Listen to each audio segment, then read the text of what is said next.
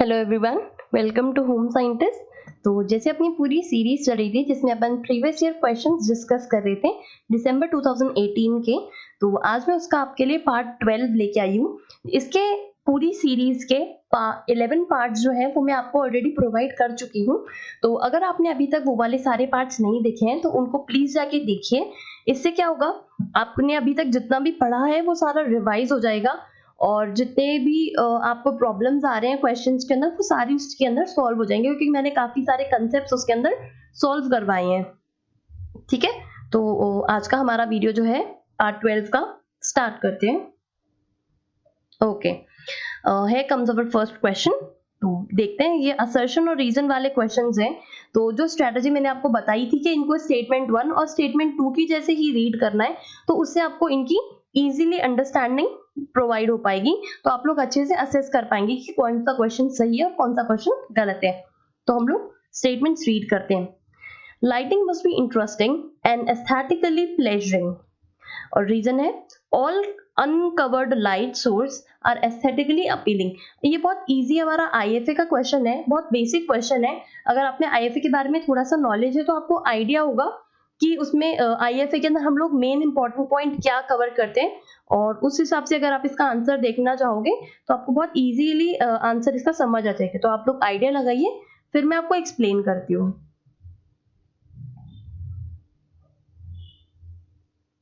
I hope आपने idea लगा लिया होगा। सी, इसका सही आंसर है हमारा ऑप्शन नंबर 2।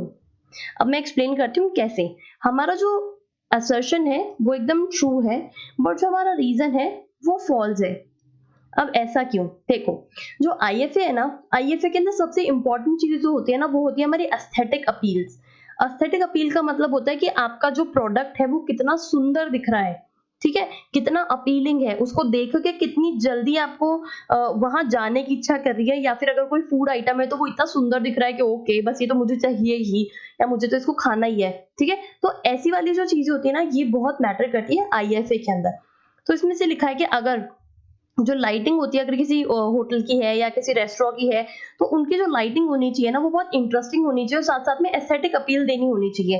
अब आप खुद इमेजिन करो, अगर आप किसी रेस्टोरेंट के अंदर जा रहे हो और वहां पे जो है सिंपल जो नॉर्मल आपके घर के अंदर बल्ब लगे रहते हैं वैसे वाले बल्ब लगे हुए हैं, या फिर ऐसा ट्यूबलाइट्स लगी हुई हैं जो बिल्कुल भी इंटरेस्टिंग कलर्स नहीं है उनके ट्यूबलाइट्स के, और है ना ना ही ऐसा इंटरेस्टिंग सी जैसे मेसन जार्स के अंदर लगाई हुई है, या फिर वो जो पेपर बॉल्स होती है उसमें लगाई हुई है, या फिर जो आजकल वो जो वुडन स्टिक्स वाले जो चल रहे हैं लैंप्स, वैसे वाले लैंप्स में लगाई हुई है, तो आपको कौन से ज्यादा अच्छा लगेगा? वो जो सिंपल ऐसा व्हाइट ब्लू रेड कलर के बल्ब लगा रखे हैं वो, या फिर जैसे बहुत सुंदर था एस्थेटिक अपील बढ़ा के जो इतना सुंदर सा डेकोरेशन डिजाइन और वेरिएंस कलर के अंदर जो लगा रखे हैं वो ज्यादा अपील करेगी?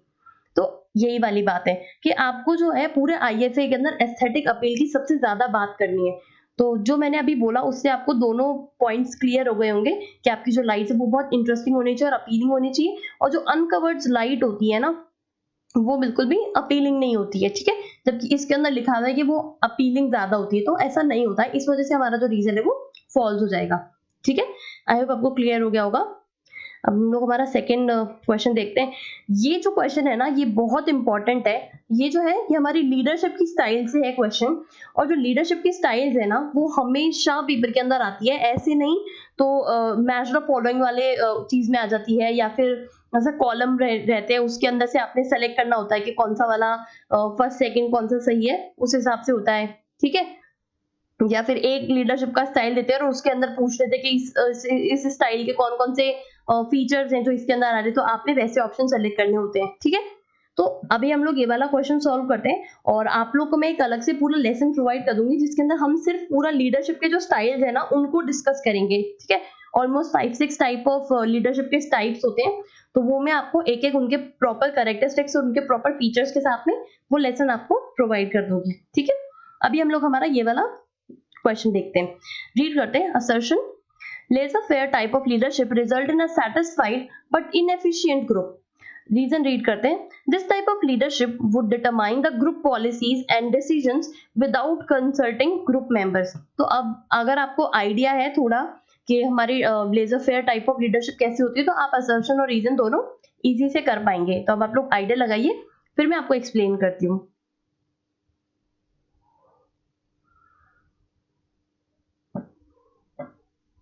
आई होप आपने आइडिया लगा लिया होगा।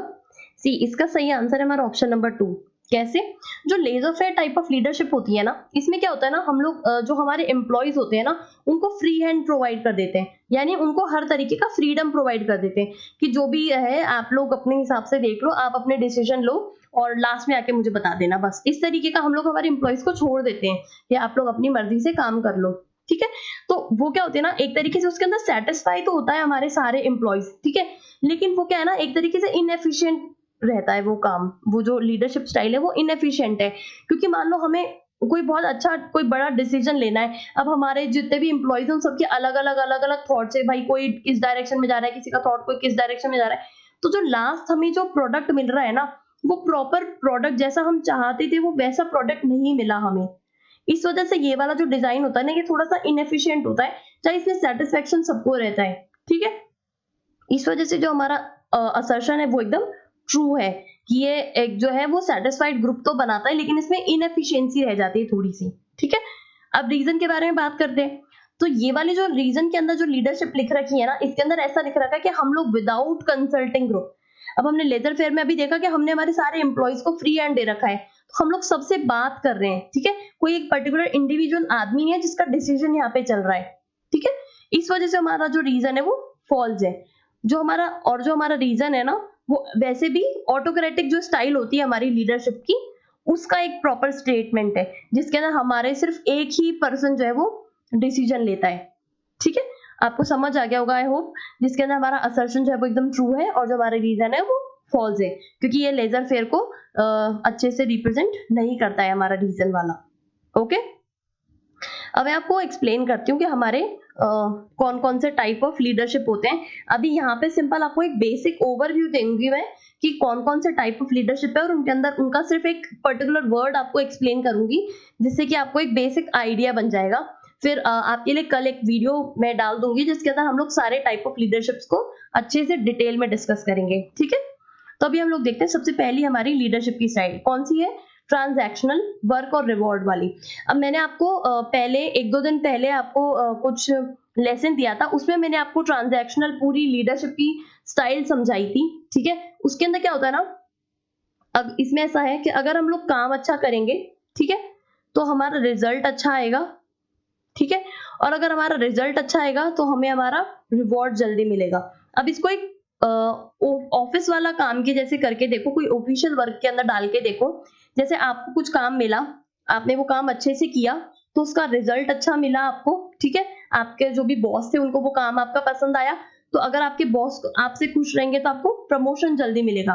तो आपका जो प्रमोशन है वो क्या है, आपका रिवॉर्ड है एक तरीके से। तो ये जो रहती है ना, इसको हम लोग मोटिवेशनल वर्क भी बोलते हैं एक तरीके से, जिसके अंदर हम लोग ये बोलते हैं कि अपने काम से ही मोटिवेशन मिल रहा है आपको कि भाई मैं जितना जल्दी अच्छे से काम करूंगा उतना अच्छा रिजल्ट होगा और उतना ही जल्दी मुझे रिवॉर्ड मिलेगा, यानी प्रमोशन मिलेगा। तो इसको हम लोग बोलते हैं ट्रांजैक्शनल लीडरशिप वाला। ठीक है, सेकंड हमारा आता है सिचुएशनल अडेप्टेबिलिटी। इसमें क्या होता है ना, जैसे सिचुएशन होती है, मान लो कोई आपको दो सिचुएशन दी हुई है, एक जगह है जहां पे आपको फाइनल डिसीजन 1 घंटे के अंदर दे के बताना है, और एक है कि भाई आपको कोई नया प्रोडक्ट लेना है, तो उसके लिए आपको सबके लिए व्यूज कलेक्ट करने पड़ेंगे सबके।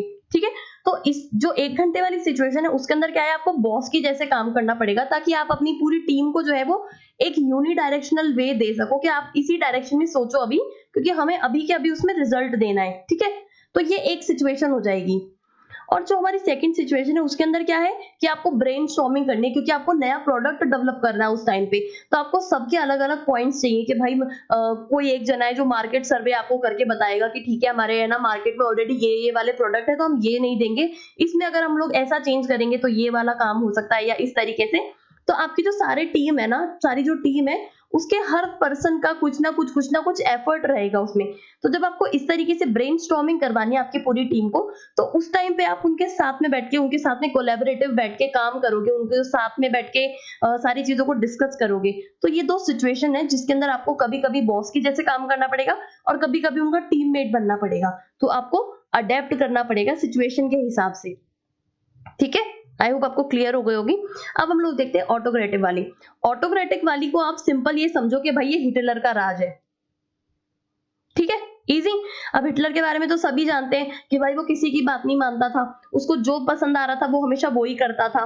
ठीक है। तो ऑटोक्रेटिव भी बिल्कुल वैसा ही रहता है, एकदम स्ट्रिक्ट बॉस वाली चीज है ये, कि भाई वो पर्टिकुलर इंडिविजुअल है, यानी मान लो आपका बॉस है, तो उसने बोल दिया कि ये काम मेरे को अभी के अभी चाहिए, आधे घंटे के अंदर, और इसको इसी तरीके से करना है, तो आपको उसकी बात फॉलो करनी पड़ेगी, क्योंकि वो आपका बॉस है। तो इस वाली जो लीडरशिप की स्टाइल होती है, इसको हम लोग ऑटोक्रेटिक स्टाइल बोलते हैं। नेक्स्ट आती है हमारी लेजर फेयर वाली, जो कि हमने अभी ऊपर डिस्कस करी, जिसके अंदर हम लोग, जो बॉस होता है वो अपने हाथ छोड़ देता है, बोलता है तुम्हारा काम है, तुम संभालो, मेरे को कुछ नहीं पता। ऐसा करके बॉस मस्त बैठ जाता है अपना एक ग्लास कॉफी का लेके और नेटफ्लिक्स चला के, उसको कोई चिंता नहीं होती है। उसके जो टीममेट्स होते हैं वो अपना हिसाब से काम करते रहते हैं। तो ये वाली जो स्टाइल होती है ना, इसमें सबको फ्रीडम होती है अपना काम करने की, लेकिन ये एक तरीके से इनइफेक्टिव होती है। क्यों? क्योंकि इसके अंदर जो लास्ट का रिजल्ट आता है ना, वो उतना इफेक्टिव, उतना एफिशिएंट नहीं होता जितना। अब इमेजिन करो कि आप पूरे साल भर पढ़ाई करते हो, ठीक है। अब पूरे साल भर तो आप एकदम ऐसे पढ़ाई नहीं करते ना, कि ऐसे होता है कि ठीक है ना यार, आज एक पेज पढ़ लिया, ठीक है, आज एक टॉपिक कर लिया, कोई वो नहीं है। लेकिन जब आपको पता होता है कि ओके मेरा 5 दिन के अंदर एग्जाम है, तो आपके सर पे थोड़ा सा प्रेशर है, तो आप ऐसे फटाफट फटाफट अपना टॉपिक कंप्लीट करने में लग जाते हो, ठीक है। तो इस वजह से, तो ये वाली जो लेजर फेयर वाली होती है ना, ये आपका वो साल भर वाली पढ़ाई होती है, ठीक है, जो कि आप धीरे धीरे अपनी मनमर्जी से करते हो, जो कि लास्ट में जिसका कोई खास रिजल्ट नहीं आता। एक तरीके से आपको ऐसा होता है कि अरे यार 2 दिन पहले तो पढ़ा था, पता नहीं याद भी नहीं है मेरे को, तो ऐसा कुछ था तो सही। तो ये वैसी वाली चीज रह जाती है इसके अंदर, ठीक है। आई होप आपको क्लियर हो गई होगी। नेक्स्ट आती है हमारी फिफ्थ वाली, जो कि होती है पार्टिसिपेटिव, या फिर जिसको हम लोग डेमोक्रेटिक स्टाइल बोलते हैं।